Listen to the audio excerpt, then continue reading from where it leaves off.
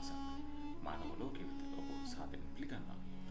අද අපි කතා කරන්න යන්නේ පෘථිවියේ තිබුණත් වෙනත් ග්‍රහ ලෝකයක දර්ශනයක් වගේ පෙනෙන අద్భుත ස්ථානයක් ගැනයි. ඒ තමයි නමින් සොකොට්‍රා දූපත.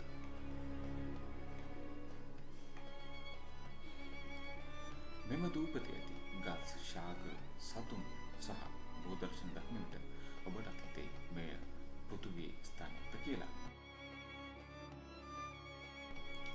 අද අපි සොකොට්‍රා දූපතේ ඉතිහාසයේ භූගෝලීය පිහිටීම, ජනතාව, සංස්කෘතිය සහ එහි ඇති අద్భుත කරුණු ගැන ටිකක් විමසා බලමු. සොකොට්‍රා දූපත පිහිටා තිබෙන්නේ කොහෙද? සොකොට්‍රා දූපත අයත් වන්නේ යෙමනයට. මේ අරාබි මුහුදේ පිහිටා ඇති අතර අප්‍රිකානු මහද්වීපයට ඉතා සමීපයි. ඒ වගේම දූපතේ වර්ග ප්‍රමාණය වර්ග කිලෝමීටර් 3800කට ආසන්න වේ. ජනගහනය ලක්ෂයකට අඩු අතර බොහෝ දෙනා සම්ප්‍රදායික ජීවන රටාවක් අනුගමනය කරති. ඒ වගේම තමයි ලෝකයේ අමුතුම ගස සොකොට්‍රා දූපත ලෝක ප්‍රසිද්ධ වී තිබෙන අන්නේ ඇති ඩ්‍රැගන් බ්ලැක් ට්‍රී යන ගස නිසා කියලා තමයි ආරංචි වෙන්නේ. මෙම ගස කුඩයක හැඩයට සමාන වේ කියලා සඳහන් වෙනවා. ඒ පොත්ත කපන විට රතු පැහැති දියර පිටවන අතර එය මකරාගේ ලේ ලෙස හඳුන්වයි. ඒ වගේම පුරාණ කාලේ මෙම දියර ඖෂධ හා වර්ණ නිෂ්පාදනය සඳහා භාවිතා කරලා තියෙනවා කියලා තමයි සඳහන් වෙන්නේ. ඒ වගේම තමයි සොකොට්‍රාවේ ඉන්න විශේෂ සතුන් අපි දැන් බලමු. මේ ජීවත් වන වන සතුන් හා ශාක වලින් බොහෝ ප්‍රමාණයක් ලෝකේ වෙනත් තැනක හමු නොවන, ඒ වගේම තමයි විද්‍යාඥයන් පවසන්නේ සොකොට්‍රාවේ ශාක වර්ග වලින් 3/1කට වඩා වැඩි ප්‍රමාණයක් මෙම දූපතට පනව සීමාවේ ඇති බවයි. එම නිසා සොකොට්‍රාව ඉන්දියන් සාගරයේ ගැලපගෝස් දූපත ලෙස හඳුන්වනු ලබයි. වෙනත් ග්‍රහලෝකයක වගේ දර්ශන සොකොට්‍රාවේ ඇතැම් ප්‍රදේශ දකින විට ඔබට විද්‍යා ප්‍රබන්ධන චිත්‍රපටයක දර්ශනයක් පෙනෙන්නු ඇත. සුදු වැලි වැටක තීරයන්, විශාල කඳු ඇති ගුහා සහ අමුතු ඇටති ශාක විශේෂයෙන්ම දකින්න ලැබෙනවා. බොහෝ සංචාරකයන් පවසන්නේ මෙය අඟහරු ලෝකයේ භූමියක් මෙන් පෙනෙන බවයි.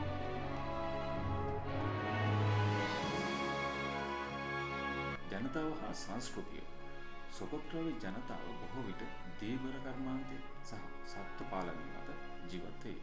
ඔවුන් කතා කරන සොකොට්‍රාවේ අරාබි භාෂාවට වඩා පැරණි භාෂා පවුලකට අයත් වේ තමයි සඳහන් වෙන්නේ. එම නිසාම නූතන ලෝකයේ බලපෑම් අඩුවෙන් ලැබී ඇති නිසා ඔවුන්ගේ සංස්කෘතිය තවමත් සුරක්ෂිතව පවතිනවා කියලා තමයි සඳහන් වෙන්නේ.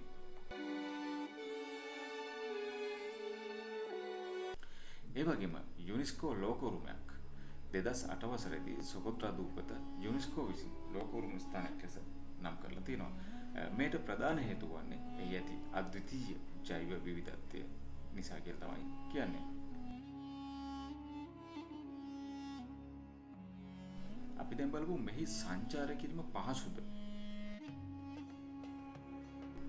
සොකොට්‍රාවට යාම සාමාන්‍ය සංචාරක ගමනක් වගේ පෙනුනට ඒක ඒ තරම් පහසු නැහැ කියලා තමයි කියන්නේ. ගුවන් ගමන් සීමිත වන අතර ඒ වගේම සංචාරක පහසුකම් බොහෝ ප්‍රදේශවල අඩු කියලා සඳහන් වෙනවා. නමුත් සෝභාදාමට ආදරය කරන සංචාරකයන් සඳහා මෙය සිහින ගමනක් කියලා තමයි කියන්නේ. ඒ වගේම ඔබ නොදත් කරුණු මොනවාද? සොකොට්‍රාවේ ශාක වර්ග සිය ගණනක් ලෝකේ වෙනත් කිසිම තැනක සොයාගන්න නැති වීම. ඒ වගේම තමයි ඩ්‍රැගන් බ්ලැක් ට්‍රී එක කියන්නේ ලෝකයේ ගස් වලින් අමුතුම එකක්. ඒ වගේම මෙම දූපත වසර මිලියන ගණනාවක් තිස්සේ භූගෝලීය වශයෙන් වෙන් වී තිබුණ එකත් විශේෂත්වයක් දරනවා. අවසාන කාලේ බොහෝ දෙනා මේ උතුමේ පිටසක්වල දූපත ලෙස තමයි හඳුන්වලා තියෙන්නේ.